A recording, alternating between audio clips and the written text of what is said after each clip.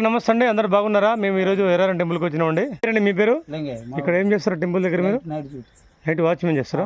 Okay, భక్తులు జాగ్రత్త. మరి రాత్రిపూట మీరు కూడా పోలీసు కాబట్టి ఇక్కడ మీరు తిరగాలి, మంచిగా నిద్రపోకండి.